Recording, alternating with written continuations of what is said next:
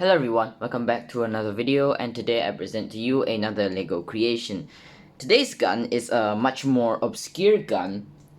We'll get into that later. We'll get into why it is more obscure later. So anyways, this gun is called the AR17. It is an American gun manufactured by Armalite, which is the same company that made the AR-15 system. And it is chambered in 12 gauge and is designed by Mr. Burton Miller. Hopefully I did not butcher his name, because I'm not really good at reading English names, but okay, whatever. Anyways, we'll get on to the details of the build first, then we'll talk about why it is so obscure. Many of you have probably not heard of this gun, so yeah. Back then, actually like a few weeks ago, I also did not know about this gun. It was a friend of mine who I play games with. They told me about this gun, that they like this gun a lot. They think it looks cool. I didn't even hear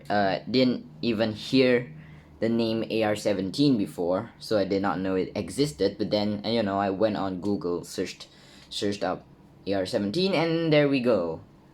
It's a semi-automatic shotgun. It's well, I guess it's similar to the Benelli M4, but not really. But the basic principle is there.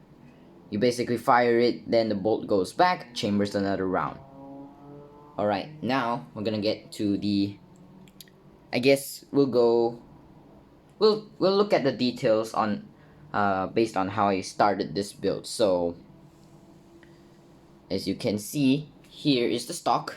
This is one of those stock grips that most shotguns have.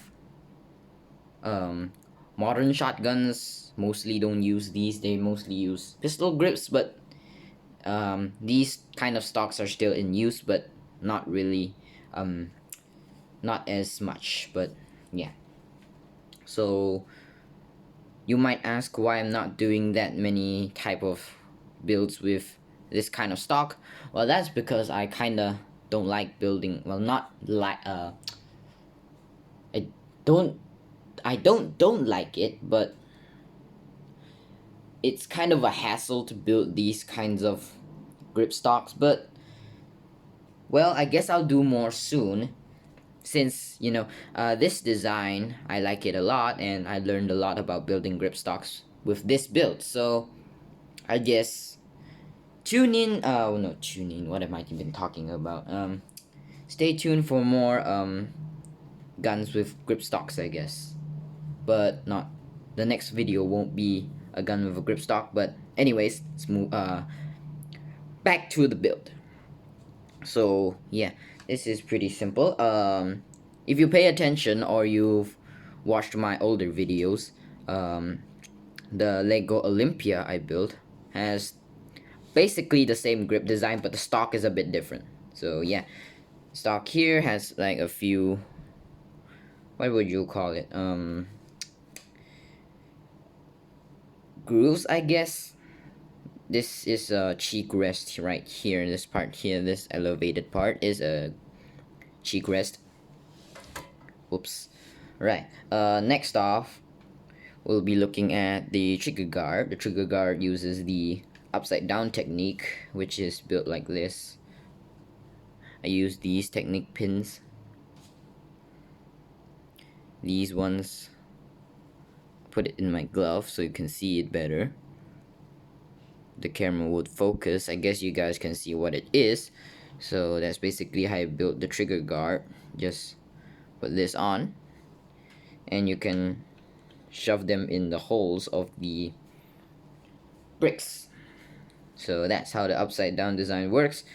I'll be using more of this trigger guard design because, well, it looks better than the one I usually use, but it depends on the build. So yeah, next off, I guess we have the top section. Well, the top section actually went through many iterations, mainly because I didn't have enough parts. We'll talk about that later. We'll just move on to the bolt right now. Here we have the bolt. It's nothing much, but it's actually pretty smooth compared to other bolts I made. You can actually, I guess, put a shotgun round, not really a shotgun round, but you can chamber a Lego shotgun shell in there. Hey, why not? I'll go grab one Lego shotgun shell and show you. Alright, I'm back with a shotgun shell. Here it is. Pretty simple design. Well, that's basically what many people use, but anyways, pull the bolt back. Whoops. Yeah, whoops. The rubber band kinda makes it fall out, but if you... Damn it. I'll try my best to put it in. I guess you'll do it like this. And push it in with my hand. There we go. You can chamber a shotgun shell. But it's a bit hard to get out since the rubber band kind of blocks it from coming out completely, and you have to use your fingers to get it out. The rubber band sometimes gets it stuck. So yeah, I did not have that in mind. So did not have, how would you say it? I did not have the idea of putting a shotgun shell in mind, so I kind of did that. Right, next off we have the handguard. Nothing special, but on the gun, on the real gun, it's made out of wood. So yeah, and yeah, here is the barrel. Nothing special as well. Pretty simple barrel. I don't actually know what this part is supposed to be, because, well, the video that I watched that was talking about it didn't really talk about the barrel. Not that I remember. Maybe they did talk about it, but I don't remember. So, well, you guys can go do your research by yourself, I guess, if you really want to know what that is. Oh, right. Yeah, the trigger doesn't move much, but it does have a rubber band. A bit. There's not much space in here, so yeah. Next off is this part here. This round part here is basically a gigantic bolt that was screwed in to keep the handguard in, and if you unscrew it on the real gun, obviously, if you unscrew this part, the whole entire handguard comes out. So, and it reveals one like extension rod about here. Yes, you didn't hear me wrong, an extension rod. So now we're gonna get into why the gun was so obscure. One of the main reasons was it didn't sell that well. Why? Well, the gun essentially was kind of bad. Well, not bad, but it was not practical for use. Why is that? Well, it's a semi-automatic shotgun, but it only holds 2 rounds. There's no loading tube here. On the real gun, there's no loading tube. There's just one extension rod for the handguard to slide into. That's right, there's no not extension rod, damn it. There's no loading tube. How you load it is, I didn't build it on the gun, but there was like one moving part around here that you had to push. It was spring loaded. If you push it, like, it was a bit hard to load, but I guess I'll get the shotgun shell and try to show you. But you guys can look up the gun on YouTube and they show you how the shotgun shell goes in. So basically there's one, it goes in here, and there's one part that restricts the shotgun shell from going in. You have to push it. You have to push that part with the shotgun shell and put it in. Whoops, damn it. I have to get it out. Yeah, sometimes that happens. The back is a bit hollow. Alright, and once you put the shotgun shell in, that part comes back, and it prevents the shotgun shell from falling out. Then, it chambers the shotgun shell like any other normal shotgun would. There would be one shell in here in reserve, and once you have shot the one that was in the chamber, it will eject that shell and chamber the one that was in reserve. So yeah, that's one of the reasons why this gun was so obscure. It was kind of impractical for use, and well, yeah, and it didn't sell well. Another thing about this gun, it was marketed as a golden gun, so the gun actually came in the golden colors, but it's not made out of gold. That would be way too expensive. It was made out of aluminium, so the gun would be very light. So light, in fact, that it kind of affected the performance of the gun. The gun was uh, they wanted to sell the guns, this gun in particular, to competitive shooters. But you know, the weight of a gun is very important in a competitive shooting setting, and well, shooting the gun in general, the weight is very important because if the gun is too light, the recoil is gonna be very hard, very high. It's gonna hit you very hard.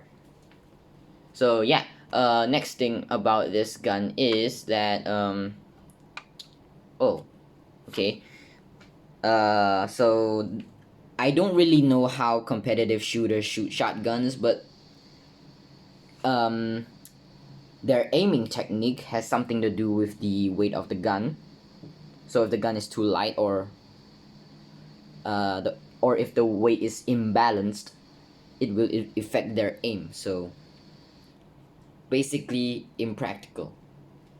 The only thing someone would buy this gun for in this day and age is basically for collection or just to put it there.